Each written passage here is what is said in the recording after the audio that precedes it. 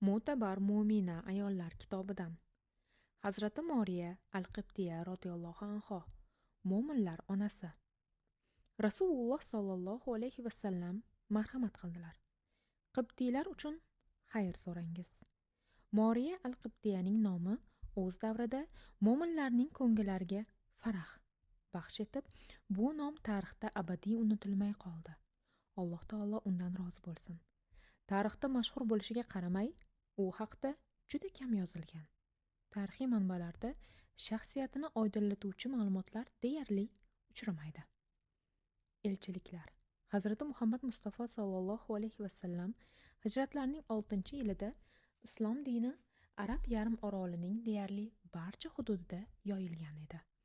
Qurayshiylar bilan Hudaybiya bitimi tuzilgan yili Rasululloh sallallohu alayhi vasallam Eron hukmdori Kisro, Rum hukmdori Qaysar, Habashiston podshohi Najoshiy, Qibtiylar ulug'i Muqavqis va yana bir qancha davlat boshliqlarini islomga da'vat etib, elchilar yubordilar. Qibtiylar shohi huzuriga Xotib ibn Abi Balta radhiyallohu anhu elchi bo'lib bordi. Muqavqis uni yaxshi kutib oldi. Maktubini o'qidi. Yaxshi muomalada bo'lib, izzat, ikromlar ko'rsatdi. Ammo u islomga kirish da'vatini qabul qilmadi. Xotib radhiyallohu anhu ketishidan oldin hukmdor unga qimmatbaho sovg'alar berib kuzatdi. Xotib radhiyallohu anhu bu qimmatbaho hadyalarni Rasululloh sallallohu alayhi vasallamga yetkazish uchun yo'lga chiqdi. Nasabi. Rasululloh sallallohu alayhi vasallamga yuborilgan hadyalar ichida Muqavqisning joriyalaridan Moriya va uning singlisi Sirin 1000 misqol oltin, 20 to'p mato, Dul laqabli hachir, Ya'fur degan eshak va Mabur ismli qari qul ham bor edi. Moriyaning otasi Shamun misrlik qibtiylardan bo'lib, onasi Rum aslzodalaridan edi. Moriya oq tanli va jingalak sochli bo'lib, tana oqligi onasidan, sochning jingalakligi otasidan o'tgan edi. Xushqomat va go'zal yuzli edi. Moriya singlisi Sirin va Mabur bilan Xotib ibn Balta himoyasida Alloh unga tayyorlagan yaxshilikdan bexabar holda Iskandariyadan Madina tomon yo'lga chiqdi. Kelgusi hayotini o'ylab yuragi siqilar. Qayerga ketayotganini bilmasdi. Xotib uni qiynayotgan savollarga javob topishga harakat qilar. Unga tasalli berardi. Moriya islom dini haqida Xotibdan eshitib, Alloh taologa va payg'ambarimiz sollallohu alayhi vasallamga iymon keltirdi. Singlisi Sirin ham u bilan birga hidoyat yo'lini tanladi. Ammo Mabur Madinaga kelib, Rasululloh sollallohu alayhi vasallamni ko'rmagunicha iymon keltirmadi. Madinada karvon Madinaga kirib keldi. Xotib Muqavqisning maktubi va hadyalarini Rasululloh sollallohu alayhi vasallamga topshirdi. Moriya Rasululloh sollallohu alayhi vasallamdan ko'p marhamatlar ko'rdi. Rasululloh sollallohu alayhi vasallam uni joriy etib, Madinaning Oliya degan chekka mahallasidan joy ajratib berdilar. Hijriy 8-yilning ilk oylarida Moriyaning homiladorligi ma'lum bo'ldi. Rasululloh sollallohu alayhi vasallam endi uni tez-tez ziyorat qilib turadigan bo'ldilar. Oy kuni to'lib Moriya o'g'il ko'rdi. Rasululloh sollallohu alayhi vasallam juda xursand bo'ldilar. Chaqaloqqa Ibrohim deb ism qo'ydilar. Suyunchisiga bir qulni ozod etdilar. Chaqaloq emizish uchun Munzir ibn Zayd ibn Najjorning qizi Ummu Burdaga topshirildi. Rasululloh sollallohu alayhi vasallam Ibrohimni juda yaxshi ko'rardilar. Qayerga borsalar, uni ham quchoqlarida ko'tarib yurar, hatto boshqa zavjalarning xonalariga ham olib borardilar. Ibrohimni ularga yaqin tutib, erkalatib, mehr bilan qarang, uni xuddi mendan olingan bir parchaga o'xshatmaydimi, der edilar.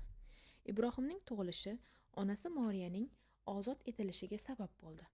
Rasululloh sollallohu alayhi vasallam uni o'g'li ozod etdi deb marhamat qildilar. Sabrli Moriya. Chaqaloqning tug'ilishi mo'minlar onalarining ayrimlarida rashk tuyg'ulariga kuchayishiga turtki bo'ldi. Oxir oqibat Rasululloh sollallohu alayhi vasallam Moriyani nafsimga harom qildim deyishga ham majbur bo'ldilar. Moriya bu so'zdan ranjimadi. Aksincha, sabr qildi. Shunda Alloh taoloning ushbu oyati nozil bo'ldi. Ey payg'ambar, nega siz juftlaringiz roziligini istab, Alloh siz uchun halol qilgan narsani o'zingizga harom qilib olursiz? Alloh mag'firatli, mehribondir. Tahrim surasi 1-oyat. Tasalli, umid va sevinch bulog'i bo'lgan chaqaloq Ibrohim Hazrati Moriyaning uyida 16 oy yashadi. 1,5 yoshli jajji Ibrohim yomon dardga chalindi. Onasi Moriya va xolasi Sirin uni mehr bilan parvarish qildilar. Ammo kasallik uni tark etmadi. Nihoyat yuzida o'lim ko'lankasi ko'rina boshladi. Rasululloh sollallohu alayhi vasallam juda qayg'urdilar. Avval his qilmagani bir siqinti yuraklarini og'ritdi. Behol bo'lishlariga qaramay, ashobdan bir kishiga suyanib, Moriyaning uyiga keldilar. Ibrohim yig'layotgan, Moriyaning quchog'ida so'nggi nafasini olayotgan edi. Rasululloh sollallohu alayhi vasallam shafqat bilan uni qo'llariga olib, iztirobli qalblarini tinchlantirish uchun bag'rilariga bosdilar.